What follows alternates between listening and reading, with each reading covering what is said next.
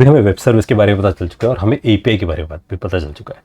Now the question rises in our mind, क्या web service और API एक है या वो अलग अलग है, राइट? तो जैसे मैंने आपको बताया था कि ब्रॉडर टर्म में जो एपीआई हमारे पास वो बहुत टॉप लेवल पे बैठा हुआ है, right? It's a generalize term. उसके inside we can have a web service. So we can think about in this way कि जो हमारे पास एपीआईज हैं, we can think in this way कि हमारे पास जो एपीआईज हैं, it would be like, let's say API is a broader term.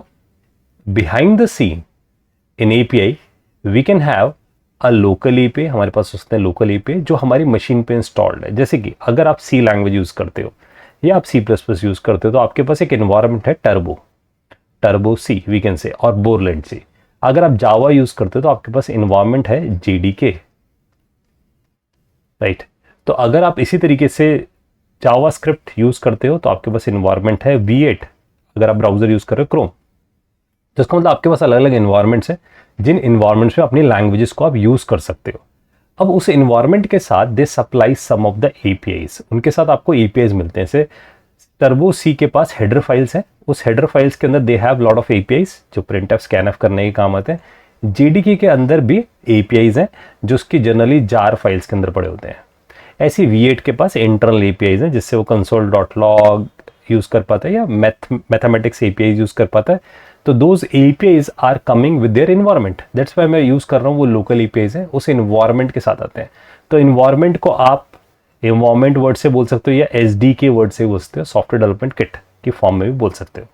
दूसरे आपके पास एपीआई है जो हमेशा इंटरनेट पे अवेलेबल है, जिन्हें आप कॉल लगा सकते हो, तो जो इंटरनेट पे या इंट्रानेट पे अवेलेबल है। Those are in comes in the category called web service. तो हम उन्हें बोल सकते हैं these are web services. वो हमारे पास web services, या हम उसे in short ये भी बोल सकते हैं these are called web APIs. Right. तो हम उन APIs को consume कर सकते हैं and how they are exposed? They are exposed through a word called URL. तो उसका एक URL हमें expose किया जाएगा, उस URL को हम hit करेंगे, so it means we are making some request and we get some response.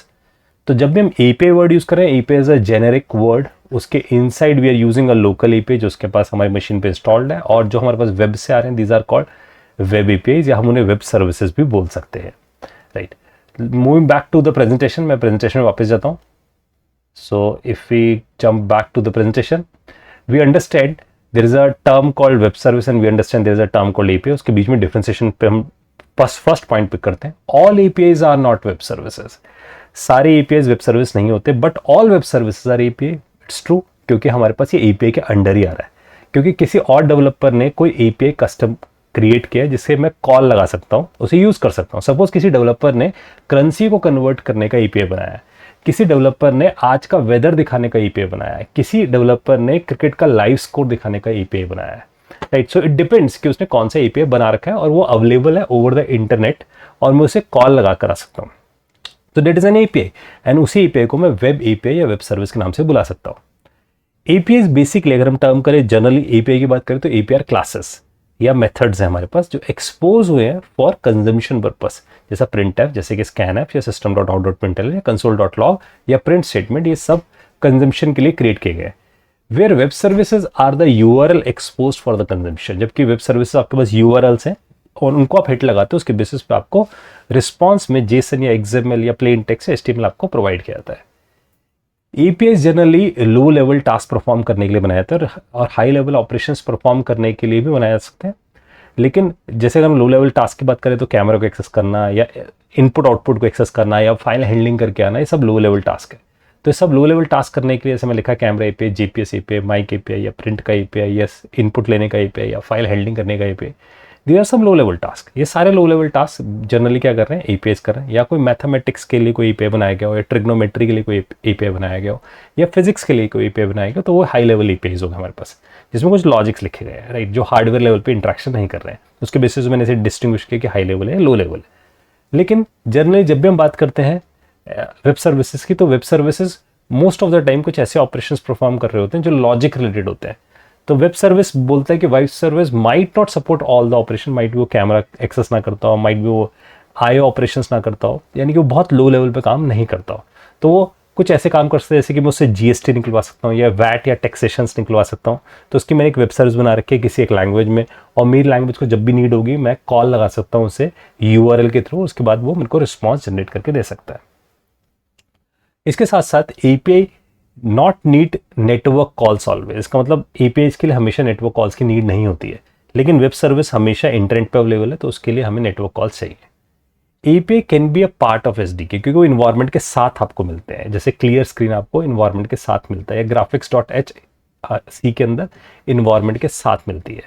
तो इसका मतलब वो इन्वायरमेंट का पार्ट होते हैं या आपके एसडीके का पार्ट होते हैं, लेकिन ये हमेशा थर्ड पार्टी होती है। Web services on demand basis पे हम उसे इन्वोक करते हैं, उससे रिजल्ट लेकर आते हैं, जैसे कि ट्रिवैगो करता है जो होटल्स की डील लेकर आता है अलग अलग जगह से, राइट।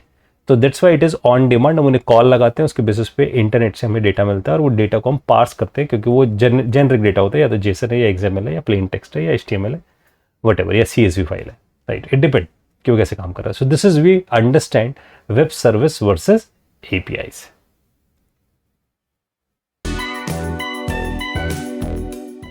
तो अब हम बात करते हैं वेबसाइट और वेब सर्विस में क्या डिफरेंशिएशन है।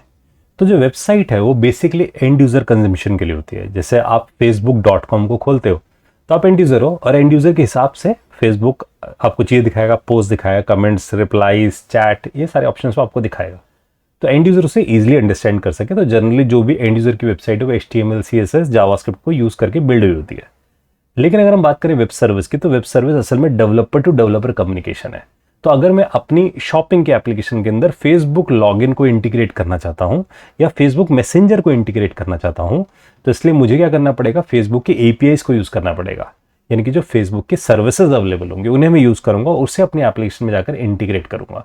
सो there is a differentiation between a website versus a web service. तो हम ऐसा समझ सकते हैं कि facebook.com for the end user, where developers.facebook.com is for the developer to developer communication.